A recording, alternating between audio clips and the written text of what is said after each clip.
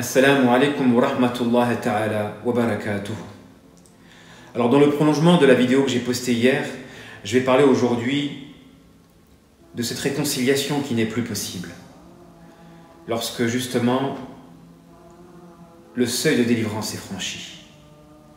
Parce qu'il est vrai qu'entre les deux éléments d'un couple, il y a des forces d'attraction. Ces forces qui sont relatives à l'intensité de l'amour, aux richesses de l'expérience, voire à la durée de la relation. Et très souvent, quand il y a de la toxicité dans le couple, l'élément victime ne peut pas se délivrer des conséquences de cette force d'attraction. Il a besoin d'être en apesanteur, moyennant le break. Et c'est pourquoi le break, en thérapie, il possède certes des avantages, mais aussi des inconvénients. L'avantage, c'est qu'il permet d'y voir plus clair. Pour la personne qui était victime de la toxicité et des conséquences de la force d'attraction ne pouvait pas se défaire. Mais il peut aussi permettre la naissance de ce fameux trop tard. Ce trop tard qui fait mal. Ce trop tard qui interdit la réconciliation. Ce trop tard qui remplit le cœur de remords et de regrets. Ce trop tard qui arrête le temps. Et plonge dans la tristesse et la dépression. En effet, le seuil de délivrance, en réalité, soit il le libère d'une libération définitive lorsque justement l'amour était circonstanciel. Lorsque l'amour dépendait du décor, de la proximité, de la chaleur humaine, parce qu'il y a des gens qui aiment tant qu'ils peuvent palper l'autre. Et c'est pourquoi quand la relation n'est pas entretenue, très souvent elle se brise, quand il y a de quoi aller voir ailleurs. Que ce soit le mauvais comportement du conjoint ou la proximité vis-à-vis de quelqu'un à même de compenser les manques qui résultent de la relation de couple toxique. J'appelle cet amour-là, cet amour circonstanciel, l'amour bouche-trou. L'amour de ceux qui aiment pour combler des manques. Et donc quand un manque se crée dans une relation, ils ont besoin de le combler moyennant une autre relation. Il n'y a rien de bon dans un tel amour. Le véritable amour, c'est l'amour essentiel. L'amour d'une personne qui te complète, qui t'épanouit, qui te rend entier. L'amour de cette personne peut te plonger dans la tristesse lorsque tu perds ce conjoint qui te complète. Pourquoi ? Parce qu'une partie de ton cœur est amputée, puisque l'autre participe de ton entièreté. Donc, il est un essentiel. Et s'il est un essentiel, sa présence est ancrée dans ta poitrine. Tu ne peux pas le remplacer. Et l'amour de cette personne te suffit, puisqu'il te complète. Tu n'as pas besoin de quelqu'un d'autre. Tu ne peux pas tromper le conjoint qui te complète, car il t'épanouit. Et donc cet amour-là est un amour qui peut être qu'éternel. Il ne peut que durer dans le temps. Et si je fais cette vidéo aujourd'hui, c'est pour justement parler de cet amour essentiel, cet amour authentique, cet amour véritable, cet amour éternel qui malheureusement se brise des conséquences de certaines circonstances, lorsque justement naît la fameuse expression « trop tard ».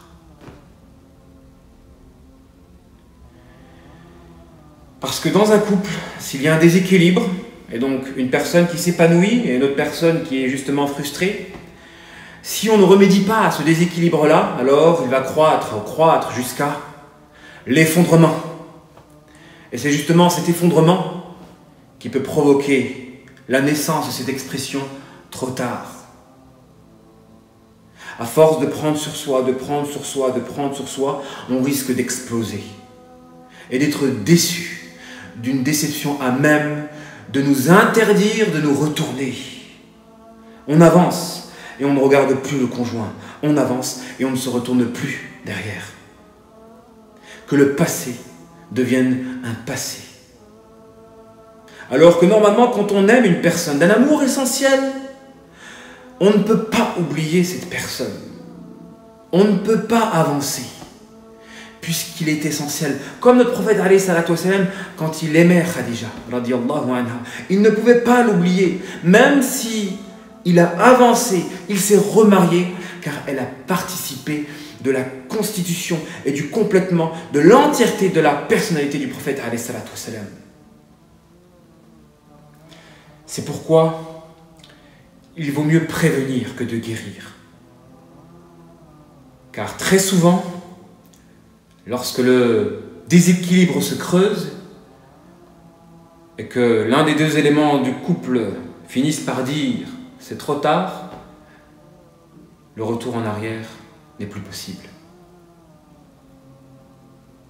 Et que la rupture devient irréversible. C'est pourquoi, à titre de remède, il est nécessaire d'anticiper. D'anticiper en soignant ces couples qui souffrent du déséquilibre. Et quand il y a déséquilibre, c'est à l'endroit des droits et de l'essence de la masculinité ou de la féminité. Une femme, qu'est-ce qu'elle recherche dans le couple? Elle recherche à être visée, considérée, être incluse dans le projet de l'époux, affectionnée et aimée. On a tendance à parler des droits et des devoirs au sein du couple et on oublie le droit le plus fondamental de la femme, à savoir être aimée, affectionnée. Et c'est donc un devoir pour l'homme de lui donner ce droit-là. Et beaucoup d'hommes sont des causateurs d'un déséquilibre dans le couple quand justement ils mettent leur femme en marge de leur vie. Si bien qu'elle ne se sent pas incluse dans le projet de ce dernier. Et en cela, ils sont responsables d'une grande injustice. Et parfois, ils n'en prennent pas conscience. Et ils ont le devoir d'en prendre conscience avant qu'il ne soit trop tard. Avant qu'il ne soit trop tard.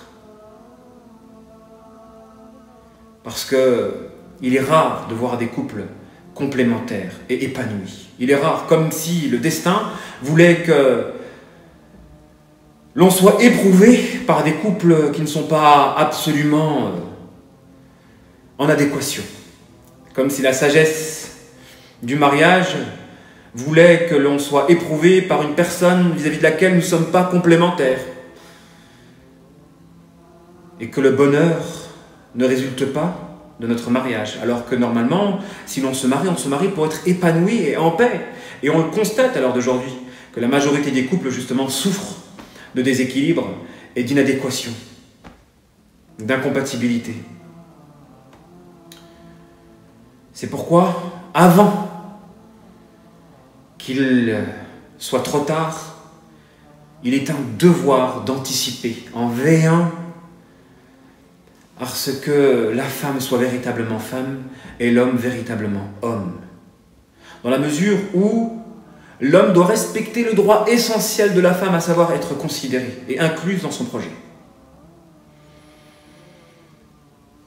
Et la femme doit respecter le droit essentiel de l'homme à l'endroit de sa virilité, à savoir ne pas être frustrée, freinée, pressionnée.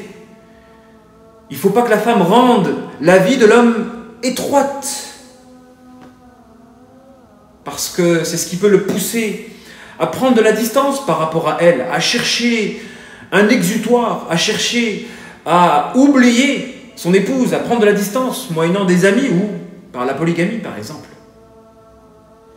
Donc très souvent, le problème résulte d'un manque de communication. Quand la femme ne respecte pas l'essence de la virilité et lorsque l'homme ne respecte pas l'essence de la féminité.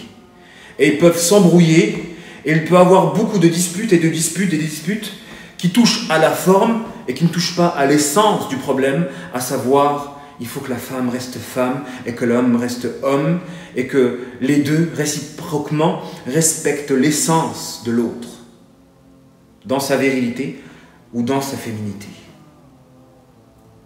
Car si l'homme respecterait son épouse dans sa féminité, à savoir qu'il lui donnerait son droit, celui d'être considérée, affectionnée, visée, incluse dans ses propres projets, elle se sentira aimée, même si son époux est à des milliers de kilomètres. Elle pourra surmonter toutes les difficultés, toutes les épreuves. Par contre, elle peut vivre le martyre et la souffrance, même si son époux est à côté, quand son époux, justement, lui montre qu'elle n'a pas sa place dans sa propre vie. Et pareillement pour la femme. Elle a le devoir de ne pas freiner son époux, de ne pas le frustrer, le pressionner, lui rendre la vie étroite par de la jalousie maladive ou de la possessivité. Et très souvent, il faut revenir vers le meneur, car les clés de la résolution d'un problème dans un couple revient au meneur. Et c'est pourquoi très souvent, la femme manque à l'endroit du respect de son devoir vis-à-vis de l'action, de respecter l'essentialité de la virilité, parce qu'elle est opprimée à l'endroit de son droit. Et dans le cas où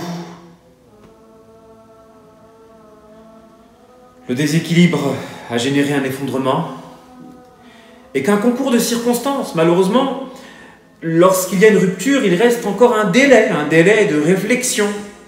Et il ne faut absolument pas précipiter les choses dans ce délai, car si l'un des deux éléments du couple refait sa vie précipitamment, il risque de franchir le seuil du non-retour. Parce que la jalousie doit être.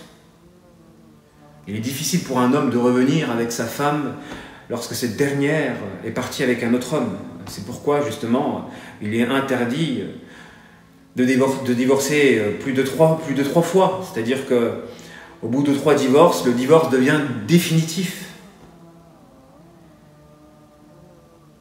Et que la femme, pour pouvoir revenir avec son époux, a le devoir de se remarier et de divorcer sincèrement. C'est pourquoi l'homme, lorsqu'il divorce, doit réfléchir par 2 fois. Parce que s'il divorce 3 fois d'affilée, il ne pourra pas revenir avec son épouse de manière définitive.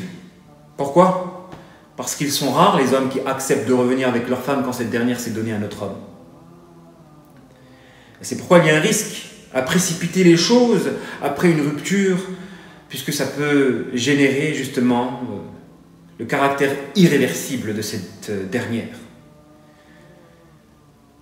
Jusqu'à ce que Shaitan se frotte les mains d'avoir réussi à séparer des personnes qui s'aiment d'un amour essentiel. Comme quoi, il faut croire que des personnes qui s'aiment d'un amour essentiel se trouvent dans le cas de figure où elles sont séparées d'une séparation définitive, alors que les personnes qui s'aiment d'un amour circonstanciel, d'un amour bouche-trou, s'unissent facilement. Le destin. Je pense que ça va être mon dernier appel sur l'amour, bien que je compte, bihaoulillah, écrire mon dernier ouvrage, un ouvrage autobiographique. Il y a beaucoup de derniers ces derniers temps. Ma dernière année dans la Roca, mon dernier ouvrage. Comme quoi, il faut croire que l'on se rapproche de la fin des temps. Et on a le devoir de se racheter tant que le temps nous le permet, tant que l'espérance nous le permet, que ce soit à l'endroit de votre relation de couple. Tentez de vous racheter et de recoller les morceaux en essayant de communiquer et de comprendre qu'est-ce qui a fait le déséquilibre de la relation, et ce, avant qu'il ne soit trop tard. Avant qu'il ne soit trop tard. Avant qu'il ne soit trop tard.